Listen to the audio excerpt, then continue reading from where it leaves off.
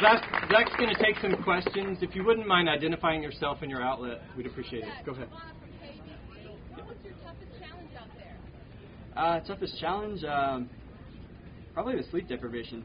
Like, as far as a constant challenge goes, I stayed awake for like 60-some hours once. Not good.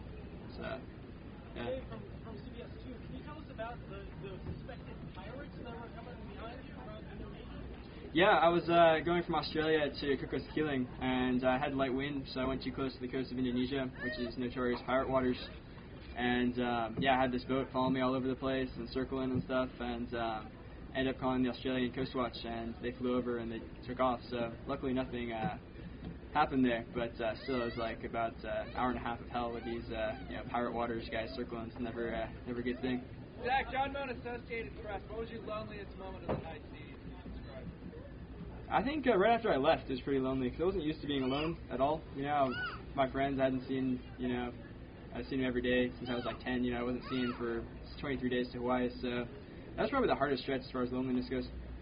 Zach Gordon from Channel 4. What is the first thing you're going to do now that you're back that you couldn't do out on the ocean? I don't know. Probably go hang out and have a homecoming party with my friends. Couldn't do that out in the ocean. Zach, Tony Castro from the Daily News. Was there ever a point where it seemed so low that you thought seriously about just giving it up?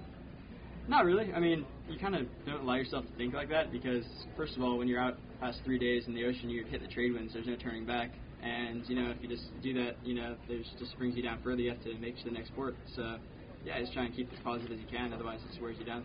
Zach, what's your next adventure? Talk about your faith in God and how prayer has helped you accomplish this amazing achievement.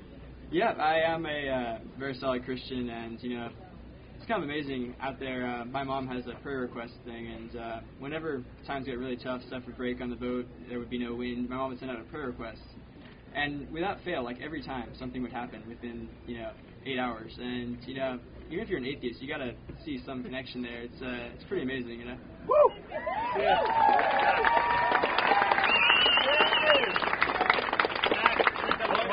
Germany. What was your meeting with Michael Perman? What's next? I don't know. I'm hoping to set off on the next adventure relatively soon. I'm looking at Mount Everest and possibly taking Intrepid down into the Arctic. Yeah, hope to set off on that relatively soon. What was your meeting with Michael Perman? Yeah. I mean, he's a cool kid. We met in Cape Town, both fixing our boats there, and we hung out a couple days and just have a lot in common actually, because we're both 16 at the time and sailing around the world. So yeah, I mean, no hard feelings there. Cool guy. Zach, what was it like to see your family when you came in today? Yeah, it was awesome. It'd be awesome to see them. When I get back, hang out, see all my little brothers and sisters. I've got a year of growth going on right now. So, When's the book coming out? The book, yeah. When I left, I didn't realize it takes a year to publish a book after it's written. So my book's almost done, but it takes a long time to get out. So I don't know. Just keep up on the website for that. But my DVD that I've shot footage of the whole trip, it got hundreds of hours in the editing studio. Is coming out in it's middle of August now. Zach, what made you want to do it? What triggered this desire? Well, I've been a sailor my whole life, and I love to sail, and just kind of a way that I could get out there and do it while I'm young and have an awesome time of adventuring and sailing. So, yeah. Zach, tell them the DVD is going to be on the website. Yeah, let's have questions. Let's have questions from the media.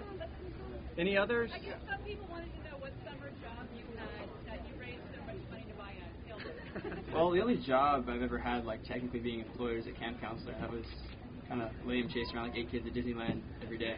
But I worked with my dad quite a bit, and I bought and sold smaller sailboats, and raised enough money to buy my boat Intrepid. What are you going to do for school now? I have 3 classes left to finish up high school, so I'll do that, homeschooling, and that's like history, government, something else. What about college?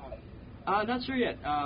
Should be a few opportunities coming up now that the trip's over, but I don't really know if I want to go to college just now because I want to keep doing this adventuring stuff, and don't really have a career in mind besides adventuring. You don't need a degree for that, so I'll figure it out.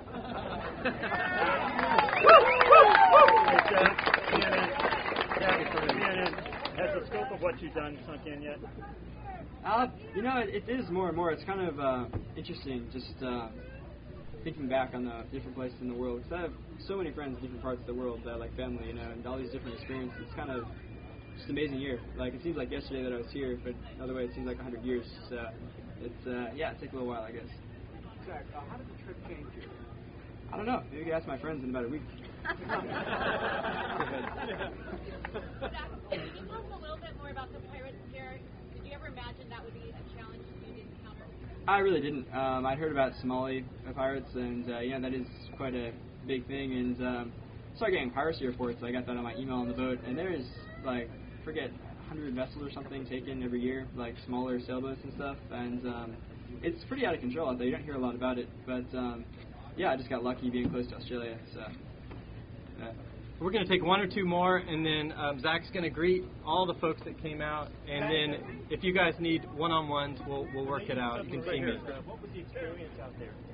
Yeah, I was in San Diego checking in, and coming out, you know, I've like seen submarines in dock and stuff, but I've never actually seen one in the ocean. And I had 4 submarines follow me out of San Diego, so like boxed into 4 submarines. So it was a new experience.